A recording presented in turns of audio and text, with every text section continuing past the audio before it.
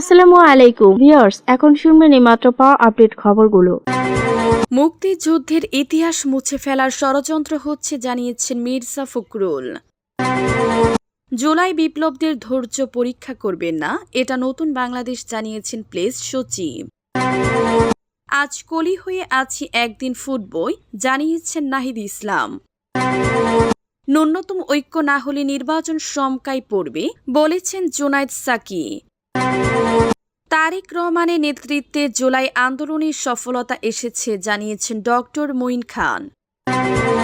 টেকনাফের পাহাড়ে থেমে থেমে গুলি এসে পড়ল পুলিশ ক্যাম্পে। মুক্তিযুদ্ধের ইতিহাস মুছে ফেলার ষড়যন্ত্র হচ্ছে জানিয়েছেন মির্জা ফখরুল। বিএনপির মহাসচিব মির্জা ফখরুল ইসলাম আলমগীর অভিযোগ করেছেন, ৭১-এর মুক্তিযুদ্ধের চেতনা ভুলিয়ে দিতে একটি মহল গভীর ষড়যন্ত্রে লিপ্ত। সোমবার বেলা ১১টায় বাংলাদেশ মুক্তিযোদ্ধা সংসদ ঠাকুরগাঁও জেলা ইউনিট কমান্ড আয়োজিত জেলা মুক্তিযোদ্ধা কমপ্লেক্স ভবনে বীর মুক্তিযোদ্ধাদের সঙ্গে মতবিনিময় সভায় তিনি এই মন্তব্য করেন। ফখরুল বলেন, মুক্তিযুদ্ধের দিনগুলিতে মুছে দিতে চা হচ্ছে, কিন্তু সে ইতিহাস কখনো ভুলে যাওয়া সম্ভব নয়। আমরা বুকের ভিতর মুক্তিযুদ্ধকে বয়ে বেড়াচ্ছি, এটি আমাদের অস্তিত্বের অংশ।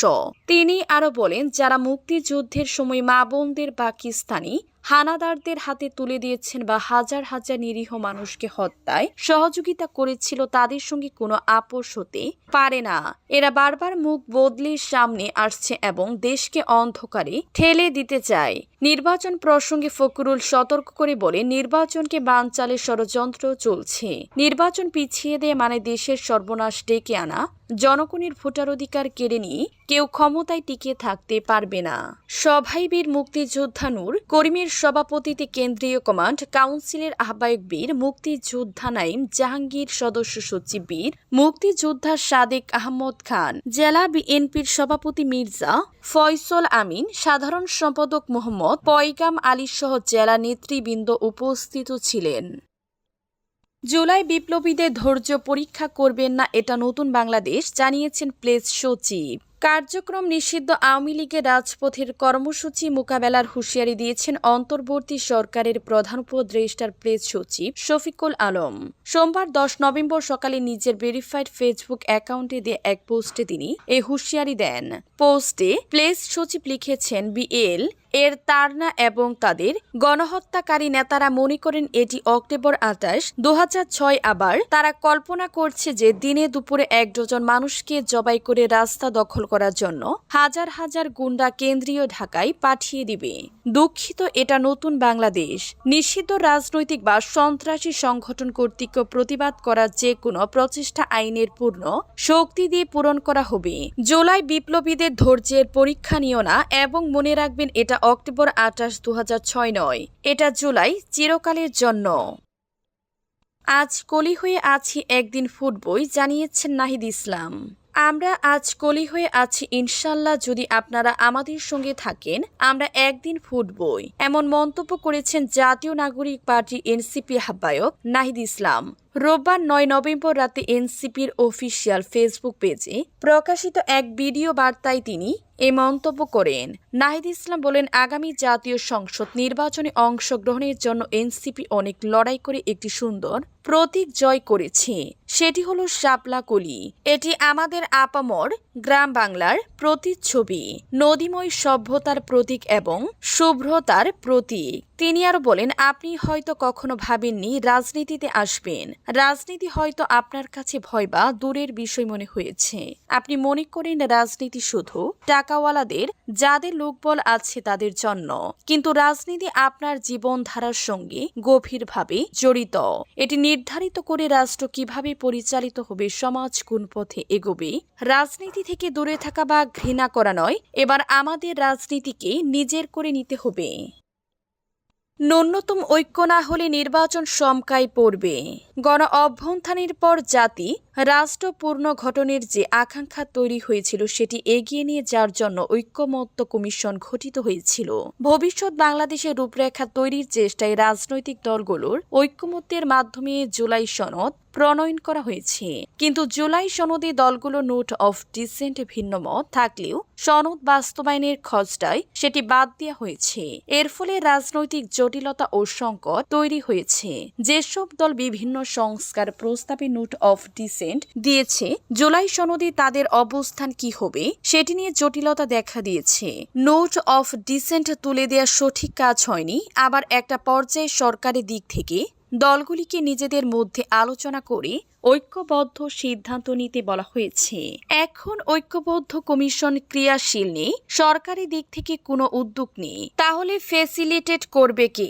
গণতন্ত্র মঞ্চ সহ 9টি দল আলোচনার উদ্যোগ নিলেও ফেসিলিটদের অভাবে সেটি সম্ভব হয়নি। সরকার যদি সনদ বাস্তবায়নের বিষয়ে কোনো সিদ্ধান্ত নেয়, সেক্ষেত্রে জুলাই সনদ বিবেচনায় নিতে হবে। এমন কোনো অবস্থা সৃষ্টি করা যাবে না যাতে সংস্কার, বিচার ও নির্বাচনে প্রতিবন্ধকতা তৈরি হয়। এমনটি হলে রাজনীতি সহ সমাজ জীবনে বিশৃঙ্খলা দেখা দিবে। এর সুযোগ গ্রহণ করবে পতিত ফ্যাসিস্ট এবং তাদের দেশীয় পৃষ্ঠপোষকতারা। এ কারণে সব দলকে দায়িত্বশীল আচরণ করতে হবে।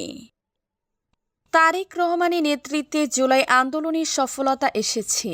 জুলাই আন্দোলনে বিএনপির ভারপ্রাপ্ত চেয়ারম্যান তারেক রহমান দূর থেকে নেতৃত্ব দিয়েছেন বলে জানিয়েছেন দলটির স্থায়ী কমিটির সদস্য ডক্টর আব্দুল মঈন খান। তিনি বলেন, জুলাই আন্দোলনকে যারা শুধু ছাত্রদের হাতে কেন্দ্রীভূত করতে চান তারা নিজস্ব ইচ্ছেতে করতে পারেন, তবে সেটা সঠিক বিশ্লেষণ না।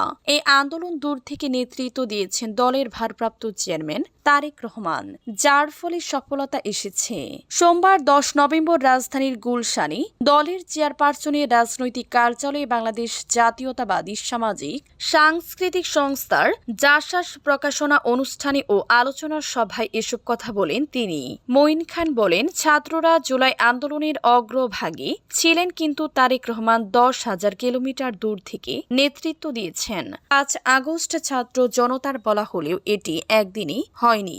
বিএনপি সহ অনেক রাজনৈতিক দলের দীর্ঘদিনের আন্দোলনের প্রেক্ষাপটে এই আন্দোলনের সফলতা এসেছে। এ সময় আওয়ামী লীগ সরকার সমালোচনা করে তিনি রাষ্ট্রযন্ত্রের মাধ্যমে বিএনপির সকল দলীয় কার্যক্রম নিয়ন্ত্রণ করতে চেয়েছিল আওয়ামী লীগ। মঈন খান বলেন, সমাজ ও সংস্কৃতিকে পিছিয়ে রেখে কোনো দেশ অগ্রগতি করতে পারে না। শহীদ রাষ্ট্রপতি জিয়া রহমান সেই উপলব্ধি থেকে জাসাস প্রতিষ্ঠা করেছিলেন। তিনি আর বলেন, দীর্ঘ 16 বছর ধরে দেশে বঞ্চনা, গুম, খুন ও মিথ্যাচারের রাজত্ব কায়েম ছিল। বিএনপির কর্মীরা তখন ঘরে থাকতে পারেননি। অনেককে গায়েবী মামলায় আসামি করা হয়েছে, আজও অনেককে নিখোঁজ।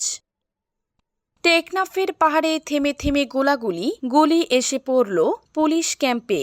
কক্সবাজারের টেকনাফের রোহিঙ্গা ক্যাম্প সংলগ্ন পাহাড়ি এলাকায় আধিপত্য বিস্তারকে কেন্দ্র করে দুপক্ষের মধ্যে গোলাগুলির ঘটনা ঘটেছে।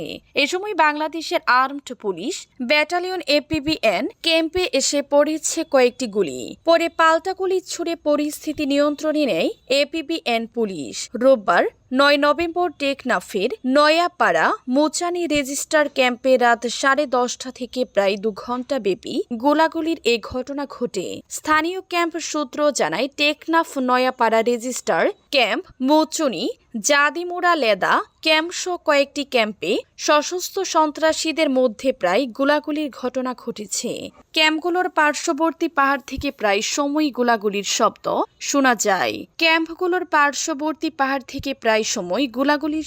শোনা যায়।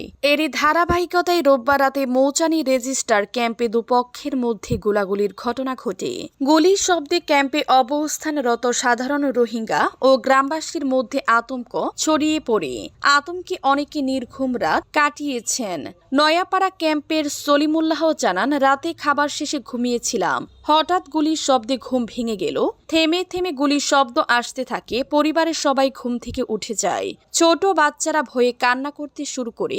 আতঙ্কে এভাবে রাত কাটিয়েছি।